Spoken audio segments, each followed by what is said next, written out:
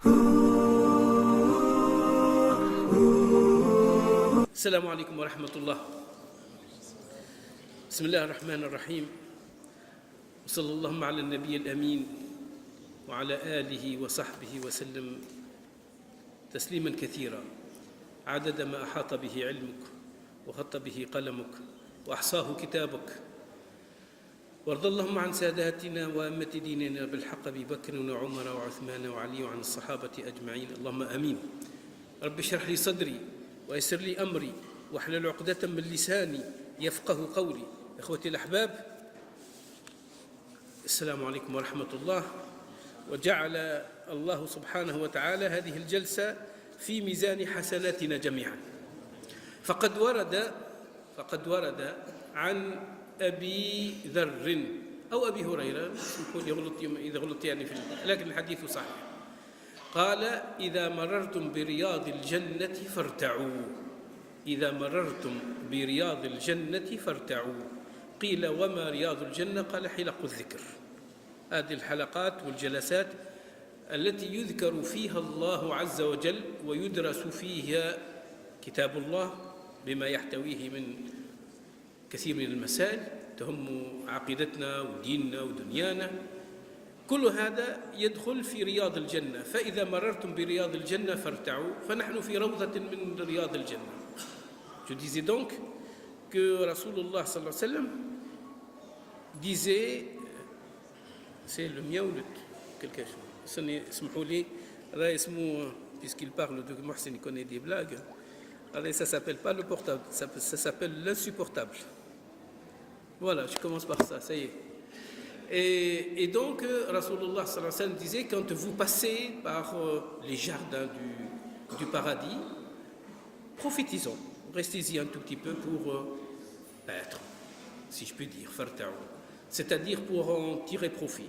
Or, on lui a demandé, c'est quoi exactement ces jardins du paradis? Il a dit, tous ces cercles d'invocation où on étudie la religion, où on étudie le Coran et tous les sujets qui en découlent. Tout ça, ça fait que notre foi augmente, notre proximité avec Allah Azza wa Jal augmente et notre relation même entre nous, elle se consolide davantage et la fraternisation et la fraternité prend, je dirais, racine dans nos cœurs. فنسأل الله سبحانه وتعالى أن نكون من أهل الجنة. J'ai envie de commencer par un hadith de Rasulullah avant d'attaquer le sujet. ورد عن رسول الله صلى الله عليه وسلم في حديث صحيح أيضا: عن يمين الرحمن وكلتا يديه يمين أناس ليسوا بأنبياء ولا شهداء. À droite d'Allah, et tous les sens sont la droite d'Allah Azza wa Jal, puisqu'on ne peut pas localiser Rabbi subhanahu wa ta'ala dans un espace, c'est pas comme nous. À droite d'Allah Azza wa Jal, des gens qui ne sont ni martyrs, ni prophètes, ni messagers, mais qui sont jalousés, qui sont enviés par ceux-ci, c'est-à-dire par يغبطهم الأنبياء والشهداء, pour leur proximité d'Allah Azza wa Jal. فقالوا يا رسول الله حلهم لنا أي صفهم لنا. Est-ce que vous pouvez en parler, nous les décrire? قال رسول الله صلى الله عليه وسلم هم جماع من نوازع القبائل. C'est-à-dire ce sont des gens qui viennent de tous bords, de différentes tribus, de différents peuples, de différentes nations, de différentes contrées. لم يجمعهم إلا الإيمان. Ils ne se sont rassemblés que par la foi. اجتمعوا في بيت من بيوت الله يتلون كتاب الله ويتدارسونه. Ils sont là, il n'y a rien qui les relie si ce n'est justement l'amour de Dieu et l'envie d'étudier, d'apprendre. قال النبي صلى الله عليه وسلم فتحفهم الملائكة.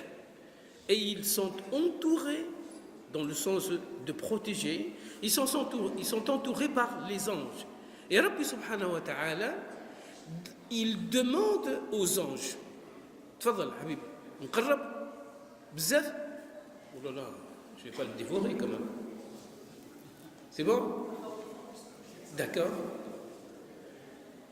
je vais avoir le cou un peu raide, mais c'est comme ça. Donc, Rasulullah sallallahu alayhi wa sallam, il dit que les anges les entouraient jusqu'à ce qu'ils arrivent à Rabbi subhanahu wa ta'ala. فيسألهم الله, Rabbi il leur pose la question. Ou Rabbi subhanahu wa ta'ala, a'lamu, il sait parfaitement, mais simplement il demande aux anges, il leur pose cette question pour les prendre comme témoins en faveur de ces gens-là. Sinon, Rabbi subhanahu wa ta'ala n'a pas besoin de poser des questions. Il est plus omniscient, plus savant que les anges. كيف تركتم عبادي قالوا يا ربي يقرؤون كتاب الله يذكرونك يعني يدرسون كتاب الله يذكرون يسبحونك. Voilà, ils sont en train de te glorifier, chanter tes louanges, ils sont en train de t'invoquer, ils sont en train de lire et d'apprendre. يزيد ربي سبحانه وتعالى يسألهم وماذا يطلبون. Et qu'est-ce qu'ils cherchent, qu'est-ce qu'ils me demandent. يا ربي يطلبون الجنة. Ils demandent le paradis. C'est ce que nous demandons tous, n'est-ce pas, en tant que croyants. فيقول ربي سبحانه وتعالى هل رأوها؟ ما ليش طالبين الجنة. رأوها؟ قالوا لا يا ربي ما رأوها. ولو رأوها لكانوا أشد لها طلبا وأكثر فيها رغبة. Non, ils l'ont pas vu, mais si jamais ils l'avaient vu, ils l'auraient adoré davantage, ils l'auraient souhaité davantage. فيقول ربي سبحانه وتعالى et de quoi يتعوذ ومما يتعوذ, et de quoi ils demandent refuge. De quoi ils demandent refuge. فتجاوب الملائكة, les anges répondent, ils demandent refuge auprès de toi du feu, du jahannam, du nar. هل رأوها؟ Non يا ربي ما رأوها ولو رأوها لكانوا أكثر عنها رغبة وأشد منها فرارا. Et s'ils l'avaient vu, ce feu, ce jahannam, ils l'auraient détesté davantage et ils l'auraient fui de loin. Et Rabbi subhanahu wa ta'ala, après avoir entendu ce témoignage, قال أشهدكم يا ملك, je vous le terme, أشهدكم يا ملك, je vous prends pour témoin, أني غفرت لهم جميعا. أني غفرت لهم جميعا. Je vous prends pour témoin que je leur ai pardonné tous, à tous. Donc je disais que Allah subhanahu wa ta'ala, il a dit, je vous prends pour témoin que je leur ai tous pardonné, tous. أشهدكم يا ملائكتي أني قد غفرت لهم جميعا. Voilà la première chose que nous pouvons récolter justement de cette rencontre. Le fait de s'asseoir dans une maison d'Allah Azza wa Jalla, dans une mosquée, rien ne nous rassemble si ce n'est la volonté justement d'apprendre et l'envie d'apprendre et l'envie d'invoquer Allah subhanahu wa ta'ala et de chanter ses louanges. قام واحد من الملائكة. Je vais le dire pour rapprocher un peu comme si c'était une balance. قال له يا ربي فيهم واحد ما جاش يقعد معهم. يا ربي فيهم واحد ما جاش قاعد معهم, ما جاش يسمع في الدرس. جاء مشقني قضية عجبته القعدة قعد معهم. Voilà, il n'est pas venu pour le dars. C'est pas avec niyat le dars. Seulement, il a trouvé l'ambiance, il est resté pour. Il est resté avec. قال الله عز وجل وله غفرت هم القوم لا يشقى بهم جليسهم اللي يقعد معنا ما يشقاش. Vous voyez cette dimension collective que la communauté musulmane, quand elle se rassemble et quand elle décide de faire du bien, elle initie une énergie justement divine, énergie, je dirais, spirituelle, qui peut couvrir, qui peut toucher tout le monde, même s'ils ne sont pas avec nous, ou du moins, même s'ils n'ont pas la même intention que nous. Donc, ça c'est l'une des caractéristiques de Mohammed sallallahu alayhi wa sallam. On peut y revenir quand vous voulez.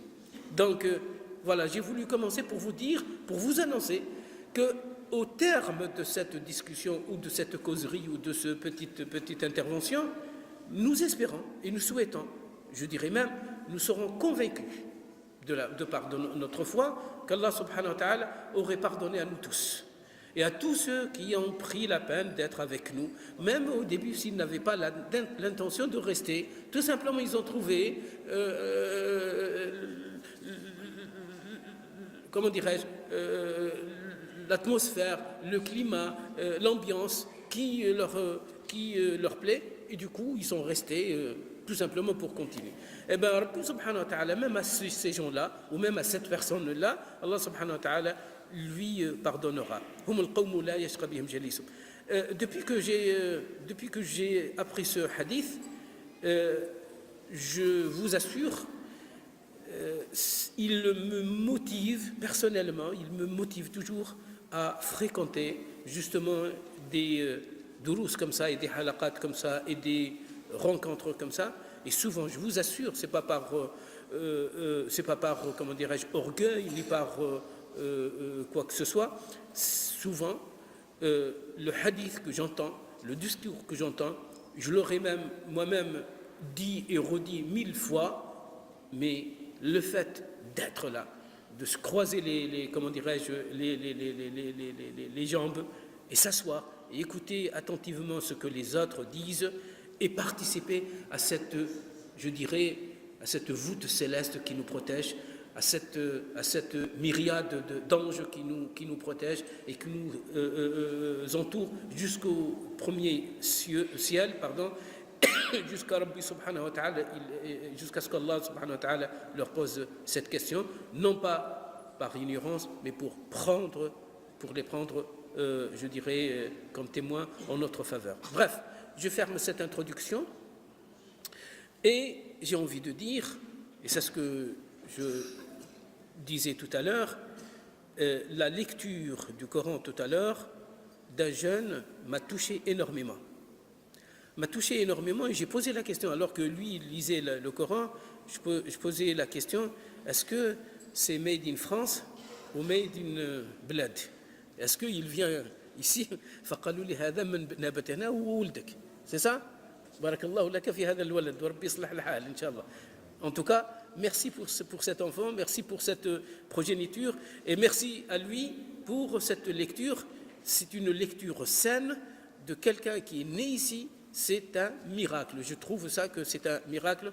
Rabbi subhanahu wa ta'ala, inshallah, يبارك في الولد في والديه إن شاء الله وفي كل من علمه وكان سببا في تعلمه. C'est comme ça que on peut, comment dirais-je, prétendre à ce que l'islam soit plutôt perdure et qu'il soit l'héritage de génération en génération. Et c'est comme ça qu'on peut prétendre justement que l'islam se répandra dans tous les cœurs et envahira tous les cœurs. Et je pense que tant que nous avons cette relève générationnelle, tant qu'on peut dire que notre religion et notre communauté est en bonne santé. وربي سبحانه وتعالى أعلم والله سبحانه وتعالى لا يخزينا في أجيالنا ولا في أولادنا. Le sujet est le suivant. المؤمن بين الإيمان والإسلام. المؤمن بين الإيمان والإسلام. C'est le sujet qui a été choisi par les responsables et donc j'ai essayé de préparer, même si c'est un sujet très vaste, je vais dire des choses que certains d'entre vous connaissent et ils l'entendent pour la énième fois. Et ben pour eux ça s'appelle et ça sera tout simplement un rappel. Si vous avez entendu les propos que je vais donner, si vous les avez entendus, prenez-les pour juste un rappel. Et le rappel profite aux croyants, comme dit le Coran.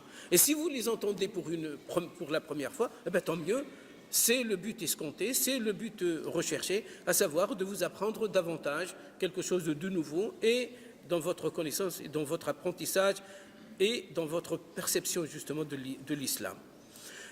Le sujet a été finalement choisi à partir du hadith Rasulullah sallallahu alayhi wa sallam, ce qu'on appelle le deuxième hadith des Arba'in Nawawiyya, des 40 hadiths Nawawi. Ce deuxième hadith dans lequel Omar ibn al-Khattab radiyallahu anhu, il disait qu'un jour, alors qu'on était autour de Rasulullah sallallahu alayhi wa sallam, il y avait quelqu'un qui est venu, un étranger que l'on ne connaît pas. Il a décrit bien sûr avec une blancheur de vêtements, etc., quelque chose de magnifique. Et c'est bon. Et donc il a posé des questions à Rasulullah. Il en a posé 3 questions. D'abord, c'est quoi l'islam? Ensuite, c'est quoi l'iman? Ensuite, c'est quoi l'ihsan? Et Rasulullah sallallahu alayhi wa sallam de répondre, vous le savez peut-être tous, Si vous ne le savez pas, je le répète, à savoir l'islam, c'est un tashhad la ilaha illallah, wa anna Muhammad Rasulullah shahadatan, wa tuqim as-salat, c'est-à-dire tu accomplis la prière, tu accomplis la zakat, et tu observes le mois de Ramadan, tu Ramadan, tu le jeûnes, et puis tu hajj al-bayt quand tu en as la possibilité et les moyens. يسأله النبي صلى الله عليه وسلم يسأل النبي يعني هذا الرجل يسأل النبي صلى الله عليه وسلم فلما أجابه قال صدقت فقال يعني نحن comment c'est un peu bizarre il pose la question et puis il dit à Rasulullah صدقت ça veut dire qu'il le sait donc il sait la réponse bref et puis il lui pose la question c'est quoi l'iman et bien il lui a rappelé les 6 piliers de l'iman an tu'mina billahi wa malaikatihi wa kutubihi wa rusulihi wal yawmil akhir wal qada'i etc donc la foi, c'est croire en Allah, en ses anges, en ses livres, en ses prophètes, au destin et les 6 piliers. Puis, il lui pose la question de l'ihsan et il lui a dit c'est-à-dire adorer Allah subhanahu wa ta'ala comme si tu le vois, mais si tu ne le vois pas, sache que lui, il te voit. Puis, d'autres questions, bien sûr.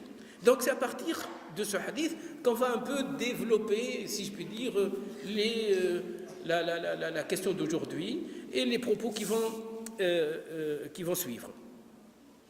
Commençons par l'iman, puisque l'islam, tout à l'heure avec mes frères marseillais, on discutait un peu pour me chauffer. Je leur ai posé la question, voilà, c'est quoi pour vous l'iman, plutôt ils m'ont posé la question pour toi, c'est quoi l'iman ou l'islam, etc. On peut dire la chose suivante pour que les choses soient claires. Dans les textes fondateurs hadith ou bien Coran, quand l'islam ou l'iman sont évoqués dans deux endroits différents, dans 2 contextes différents, ils signifient la même chose. Ça va? C'est-à-dire si Rabbi subhanahu wa ta'ala l'islam d'un côté et d'un autre côté il parle de l'islam, de l'iman. Alors sachez qu'il parle de la même chose. Mais par contre si Rabbi subhanahu wa ta'ala ou bien Rasulullah sallallahu alayhi wa sallam il parle de l'iman ou de l'ihsan dans un même contexte, c'est-à-dire dans un même hadith ou dans un même verset ou dans un même passage, alors à ce moment-là il y a une petite différence, il y a une petite nuance, il faut qu'on la sache. C'est quoi? Eh bien, je peux résumer la chose suivante. Je schématise un peu. Je peux dire la chose suivante. C'est que l'islam, écoutez-moi bien, l'islam, c'est l'extériorité. L'islam, c'est l'extériorité. C'est-à-dire tout ce que tu montres aux autres et tout ce qui préserve ta dignité humaine vis-à-vis en tant que musulman, membre de cette communauté. C'est-à-dire, en réalité, si tu fais la prière, tu fais zakat, tu jeûnes, tu me montres que tu jeûnes, je t'ai vu aller au Hajj, je t'ai rencontré là-bas, etc. Je peux dire que tu es un musulman, je ne peux pas dire le contraire. Et personne ne viendra justement toucher ta dignité musulmane, ni commencer à soupçonner et à mettre en doute justement ton islamité. Et du coup, c'est l'extériorité, c'est-à-dire ce que nous produisons extérieurement pour être membres d'une communauté de foi, les musulmans.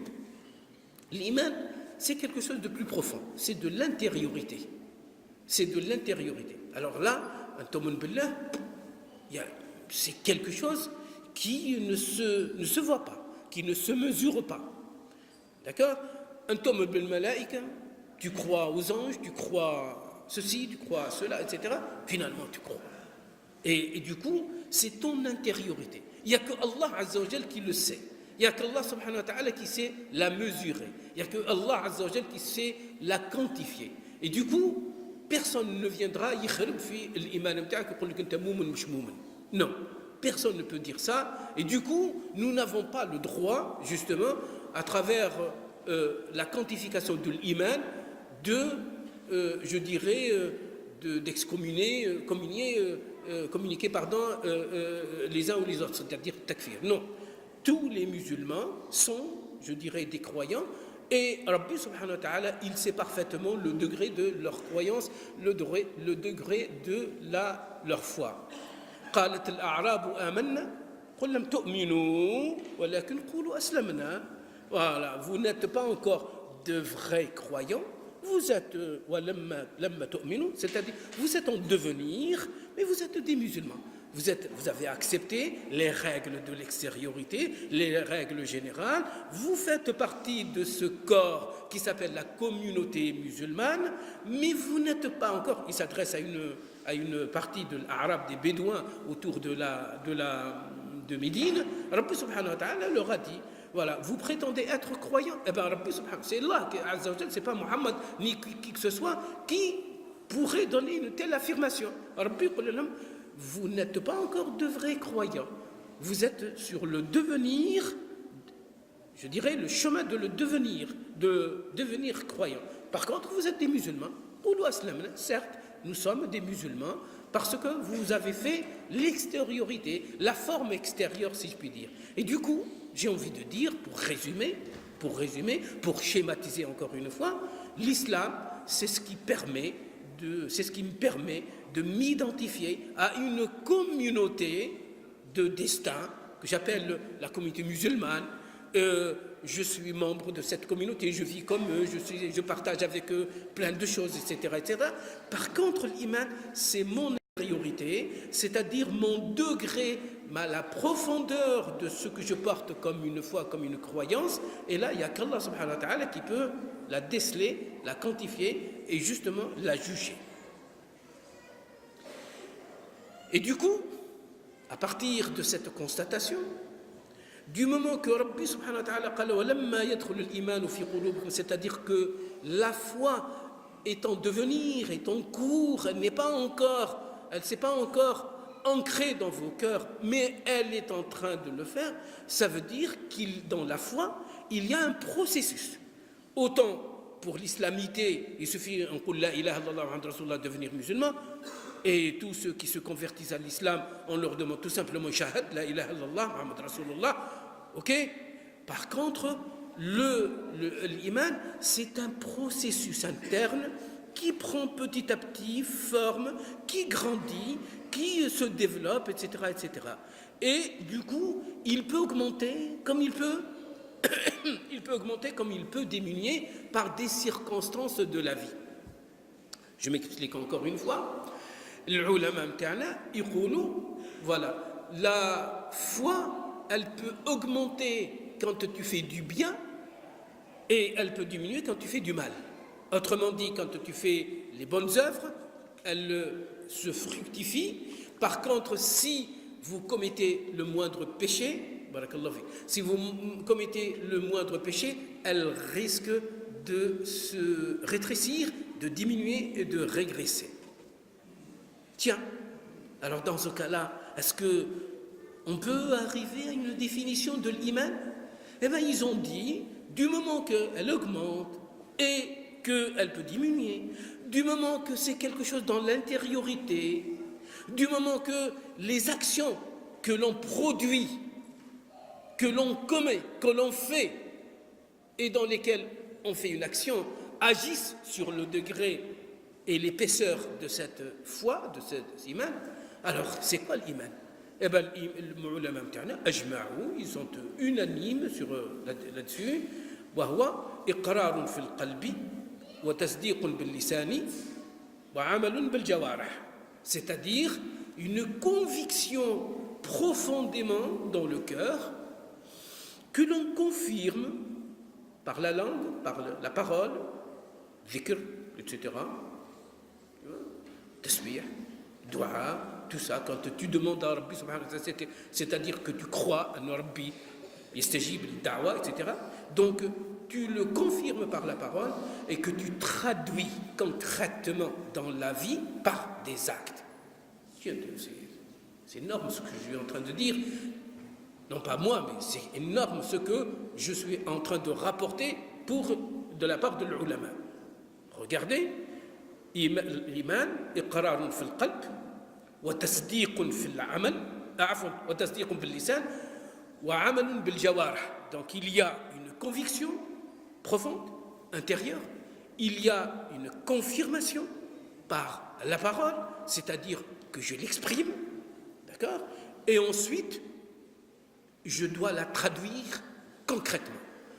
Donc, un iman, c'est-à-dire une foi qui ne se traduit pas reste inachevée. Une foi qui ne se traduit pas dans des actes, c'est pas une foi. Tu peux l'appeler ce que tu veux, mais c'est pas une foi. نعطيكم حديث النبي لا إيمان لمن لا أمانة له. Si rien qu'au niveau de la confiance, tu n'es pas digne de confiance, مش عليك الإيمان. حديث بسيط لا إيمان لمن لا أمانة له ولا دين لمن لا عهد له. Point de foi, point, rien, point de foi pour ceux qui ne sont pas dignes de confiance ou qui n'ont pas de confiance. Et point de religion, il a pratiquement dilapidé sa religion, son extériorité, s'il n'a pas de parole. Et du coup, l'étroitesse relation entre la foi et sa traduction, sa concrétisation, c'est quelque chose de capital. C'est quelque chose de capital. J'ai envie de dire aussi, nous y reviendrons petit à petit, j'ai envie de dire, du moment qu'Allah Rabbi subhanahu wa ta'ala que la foi n'est pas encore ancrée, mais elle s'ancrera petit à petit dans vos cœurs en s'adressant à ces bédouins qui habitaient autour de Médine. Donc on a compris aussi que cette augmentation, elle est dans le temps, petit à petit. Et du coup, l'iman يمكن يزيد ويمكن ينقص. قال ربي سبحانه وتعالى والذين اهتدوا زادهم هدى والذين اهتدوا زادهم هدى. Alors que Rabbi subhanahu wa ta'ala يقول والذين اهتدوا زادهم هدى وآتاهم تقواهم, alors qu'il a, Azza wa Jal, c'est lui, qu'il a davantage guidé les croyants et élevé le degré de leur piété. C'est-à-dire, dans la guidance, dans la guidée d'Allah Azza wa Jal, dans la foi, Rabbi subhanahu wa ta'ala يزيد في الهداية يزيد في الإيمان. قال ربي سبحانه وتعالى في آية أخرى إنما المؤمنون الذين إذا ذكر الله وجلت قلوبهم وإذا تليت عليهم زادتهم إيمانا. إذن الإيمان في زيادة, زادتهم إيمانا وعلى ربهم يتوكلون. Sont croyants seulement ceux dont les cœurs frémissent quand on évoque le nom d'Allah, dont la foi redouble. Regardez le terme.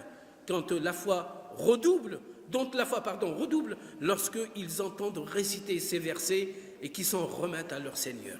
Donc, il y a automatiquement une réaction directe.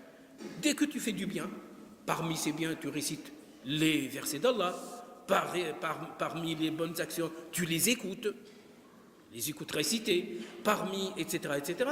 Et quand tu entends les versets d'Allah, où tu les récites, tu les entends réciter, où tu les récites, et qu'il y a un frémissement de ta peau, de ton corps, il y a ce qu'on appelle la chair de poule dans ton corps qui t'envahit, sache que finalement c'est ton cœur qui a reçu une décharge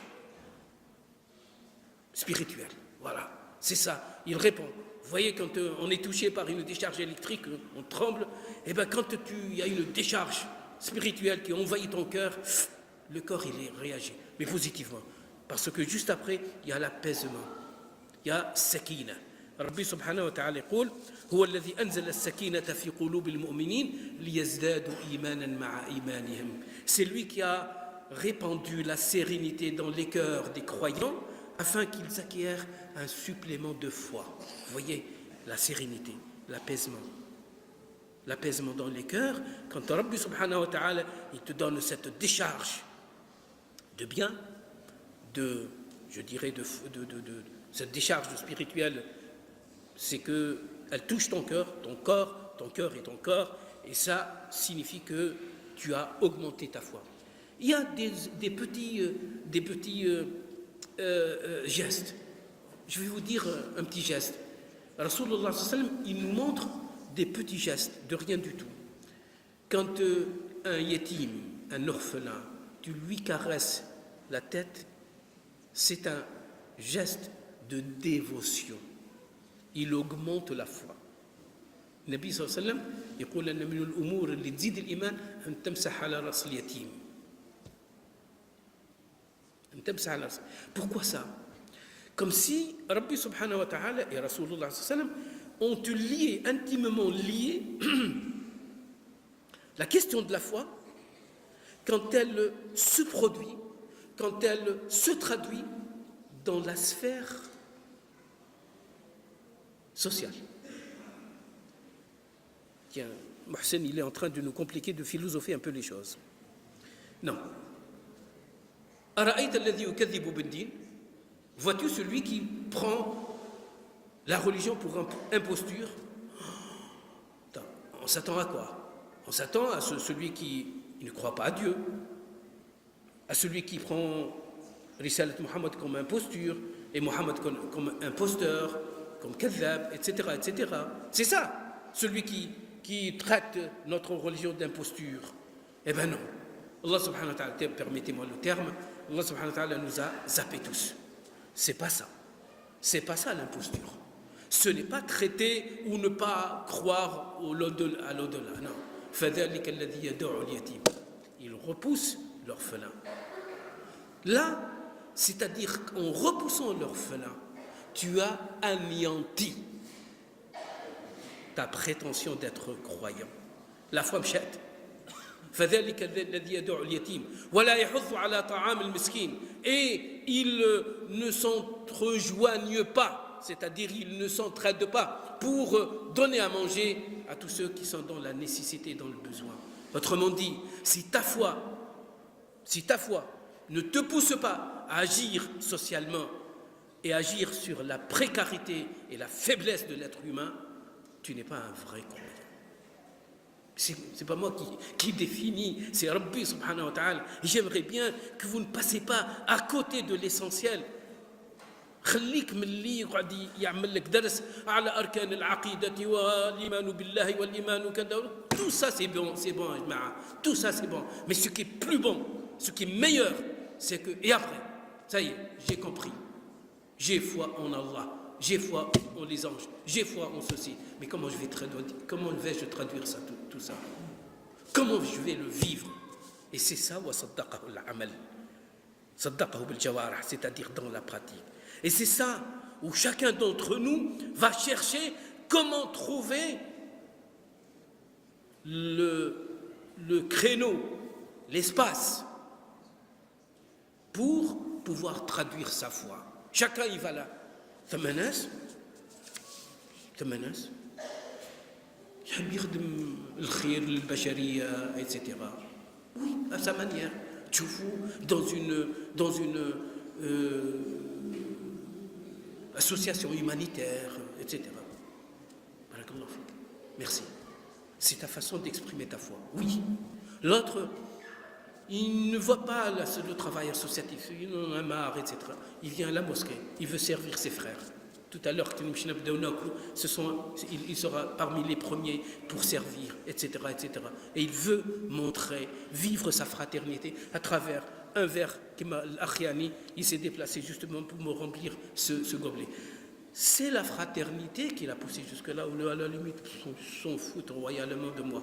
Mais c'est la fraternité qui l'a poussé pour se déplacer et prendre la peine justement de me faire ça. Mais c'est un geste, c'est pas un geste anodin, c'est un geste qui est rempli de douceur. Il a réfléchi, il a remarqué que je risque de m'étouffer, de commencer à avoir la voix sèche, et donc il a... Mais c'est ça l'iman, c'est rien du tout, c'est anodin, c'est rien du tout. Mais عند Rabbi subhanahu wa ta'ala, c'est énorme. دخلت امرأة, une femme complètement démunie, elle traînait 2 fillettes avec elle chez Rasulullah sallallahu alayhi wa sallam, dans la maison de Rasulullah sallallahu alayhi wa sallam, et elle a demandé si on peut lui donner quelque chose. Sayyida Aïcha dit, je n'ai pas trouvé à lui donner quoi que ce soit si ce n'est tamra, une date. Elle a trouvé une date et elle lui a donné cette date. Elle va donner cette date. Et la maman,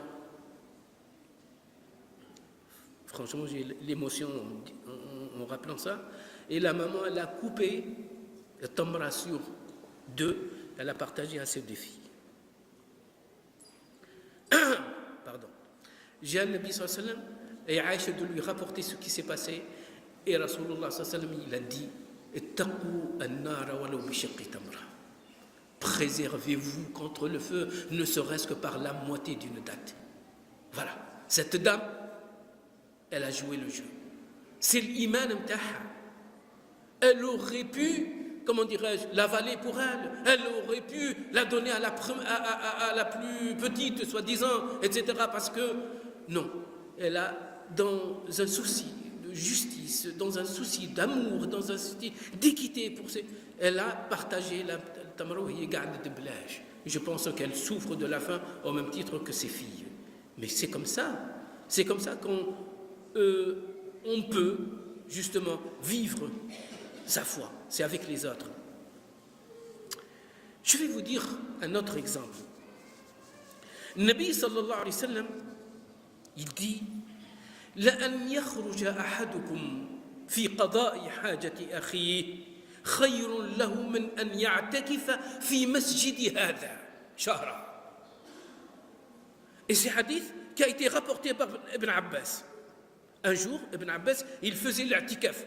Vous savez, les conditions de l'i'tikaf, c'est quoi? Tu rentres, par exemple, tu fais un i'tikaf d'une journée, tu rentres من المغرب jusqu'au maghrib, تخرج من الجامع. C'est ça l'i'tikaf. Que dire? Un mois.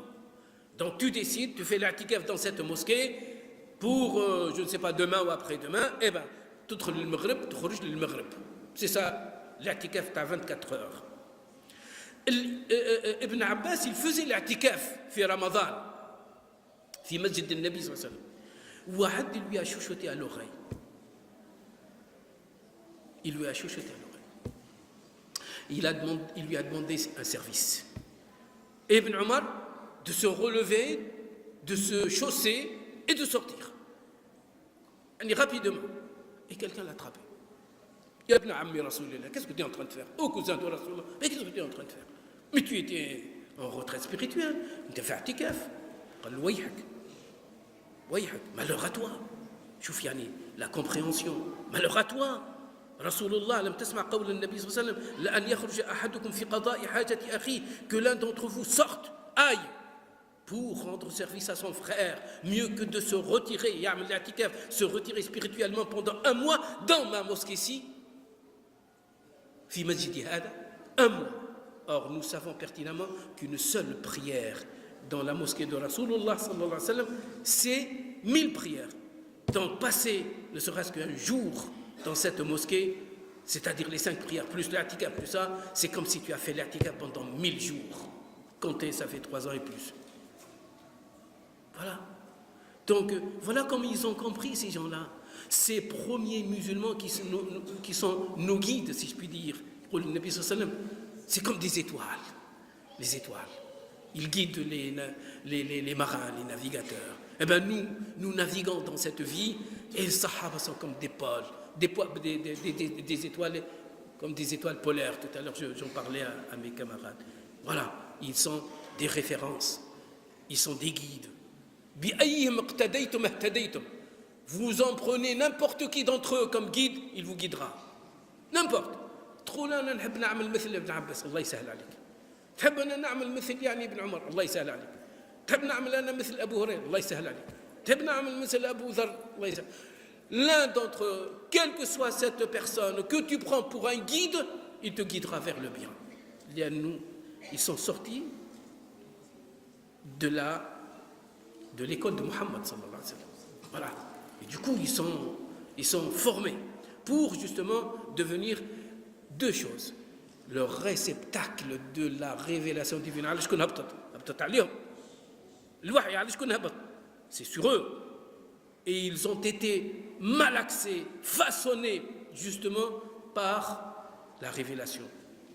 Jusqu'à un certain point, une dame تناجي في رسول الله صلى الله عليه وسلم تحدث فيه في وذنه وتشتكي إليه يا محمد عمل لي وما عمل لي ودار لي ربي سبحانه وتعالى قال والله يسمع تحاوركم تشتكي إلى الله والله يسمع تحاوركم ما فيش يعني ربي سبحانه وتعالى était présent et Rabbi subhanahu wa ta'ala il s'est pas retiré de la vie des gens après Mohammed, il continue à être présent.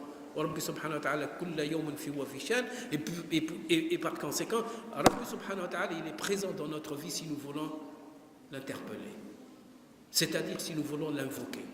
Voilà l'iman, ayyuha al-ikhwa al-ahbab. Voilà comment je le vis, moi, personnellement, comment je le comprends. Donc, c'est quelque chose qui est intime par Allah, avec Allah subhanahu wa ta'ala, que personne ne peut jouer, soi-disant, la prétention, l'ostentation, et qui se traduit par des actes. Tiens. Alors, اسمح لي خلينا نشوف الوقت الساعة. شحال الساعة الآن؟ ها؟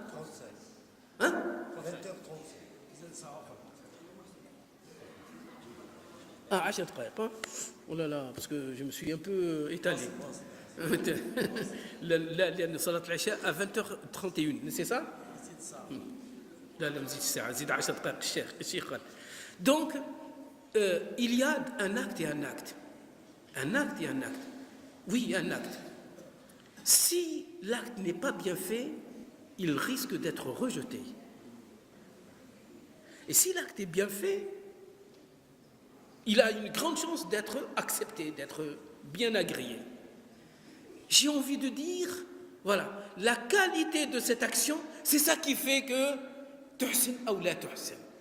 Alors j'ai essayé de traduire bien, j'ai trouvé que l'ihsan c'est pas l'excellence, même si on a tendance à exceller. L'ihsan c'est la bienfaisance. Oui, j'ai trouvé dans la traduction que l'ihsan c'est la bienfaisance, que l'itqan c'est l'excellence, et que la bonne manière de faire, c'est ce qu'on appelle l'ada, la performance. Bien, mais tout ça, c'est des nuances dans le bien faire. On ne va pas jouer sur le dictionnaire. Bien faire, plaire dans le bien faire, trouver sa vocation dans le bien faire. Eh bien, ça fait partie au-delà de l'iman, c'est le grade de l'ihsan. Et Rabbi subhanahu wa ta'ala et Rasulullah nous invite à ne pas stagner, bien que l'iman, c'est quelque chose de magnifique. Et j'y reviens, si vous permettez.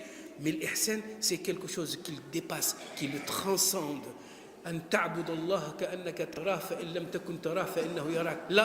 Là, l'omniprésence d'Allah Azza wa Jalla, elle est toujours avec toi. Tu sens que tu es sous le regard divin. Certes, tu ne vois pas, mais tu sens le regard d'Allah Azza wa Jalla avec toi en toutes choses. Smhouli, tout à l'heure, un frère qui m'a ramené d'Averroès. J'étais à Averroès et je lui ai dit, qu'est-ce que tu fais dans la vie? J'ai dit, il m'a dit un architecte. Allah yahfaz, Inch'Allah. Bon, on a causé un tout petit peu. Et je lui ai dit, je vais t'évoquer dans le dars mta'i. En fait, un architecte, quand il fait son travail, il fait son travail. C'est bon. Mais quand il fait mal son travail, un architecte, quand il fait mal son travail, tout un édifice comme celui-là, il peut être soit moche, soit inutilisable, et on risque de le perdre, après avoir dépensé des millions. Un maçon qui travaille mal l'édifice, la maison, l'appartement, risque de s'écrouler. Un plombier qui travaille mal, 2 jours après, il n'y a que des fuites. Un électricien qui travaille mal, il risque d'avoir un court-circuit qui fait bousiller tout le monde. Un toubib, un chirurgien qui travaille mal, risque de causer la mort du patient. Mais un enseignant qui travaille mal, un enseignant mu'allam qui travaille mal, c'est toute la génération qui est perdue. Vous comprenez? D'où la difficulté. Et donc quand on confie nos enfants à mu'allam ou yaghlaq alayhim al-bab, on les confie à lui et qu'il traficote dans son travail et qu'il bâcle dans son travail et qu'il leur raconte n'importe quoi alors qu'il a des choses à leur dire et à leur transmettre, il khan al-amana. Et du coup, j'ai envie de dire, le sentiment que ce soit en tant que plombier, que ce soit en tant qu'électricien, médecin, maçon, architecte ou enseignant, ou même politique, ou même tu fais dans l'administration, le sentiment de ne pas justement faillir à sa mission, c'est ce que j'appelle moi l'ihsan.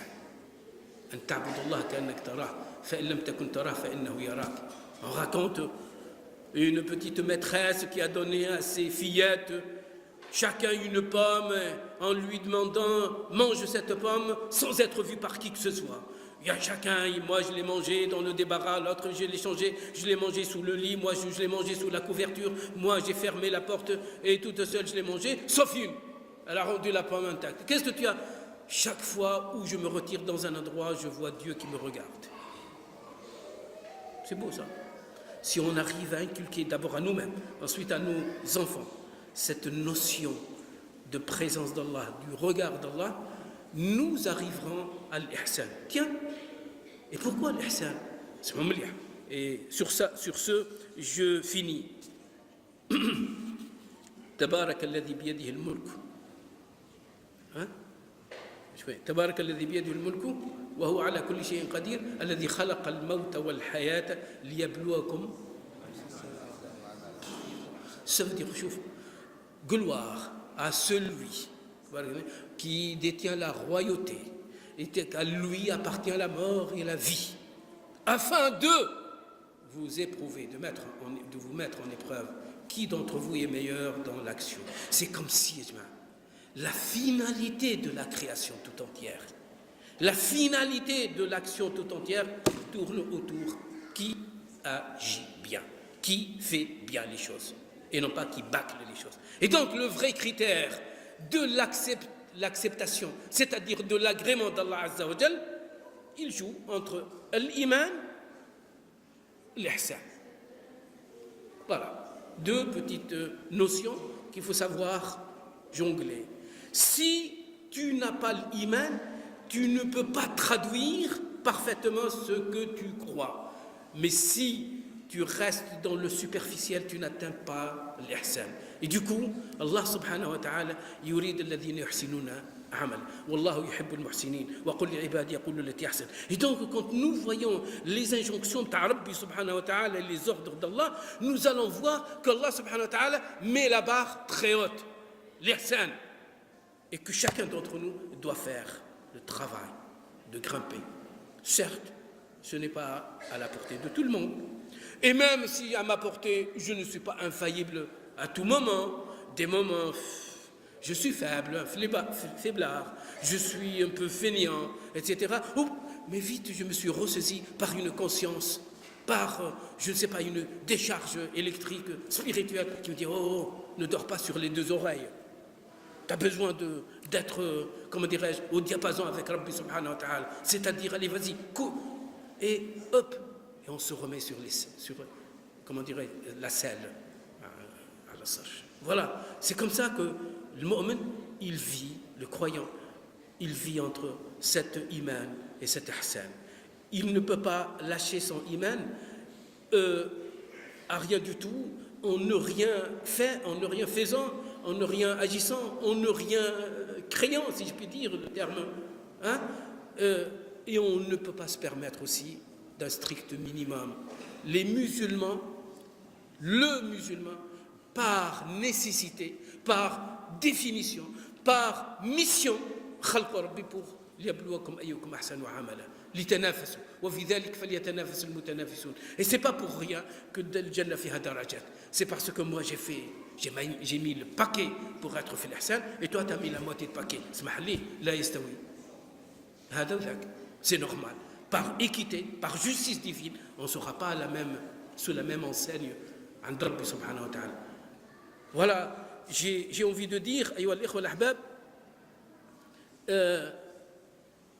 ذاك الرجل اللي قال يعني تعرفوا القصة كي قال النبي صلى الله عليه وسلم يدخل عليكم رجل من أهل الجنة تعرفوها bref. Pour ceux qui ne la connaissent pas rapidement, parce que je ne vais pas m'étaler, le Nabi sallallahu alayhi wa sallam, il a dit, voilà, maintenant, alors qu'il était parmi les siens, il a dit, maintenant va rentrer une personne dans la mosquée va rentrer une personne du paradis. Et une personne est rentrée.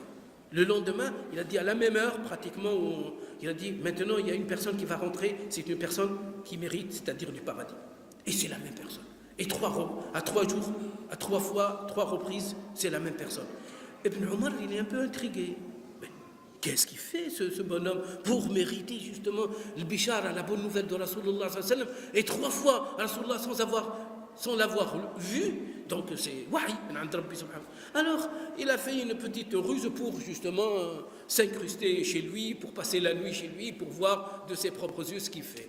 Il a vu le rajel normal, etc., faire l'Aïcha de Rasulullah sallallahu alayhi wa sallam, rentrer, faire shafa al-watr dans sa maison, et hop, et il se met dans son lit, et il dort jusqu'à l'adhan. Et Ibn Omar il dit, mais qu'est-ce qu'il a fait de plus? Qu'est-ce qu'il a fait de méritant ou méritoire? Qu'est-ce qu'il a fait de, je ne sais pas, qui le distingue à ce point? Et puis il a dit, bon, écoute, moi j'ai fait tout, la petite histoire que je vous ai racontée, c'est juste pour voir parce que Rasulullah il a dit ceci, cela.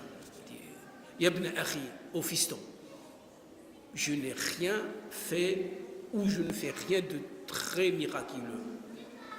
Mais par contre, j'ai une chose à te raconter. Vas-y.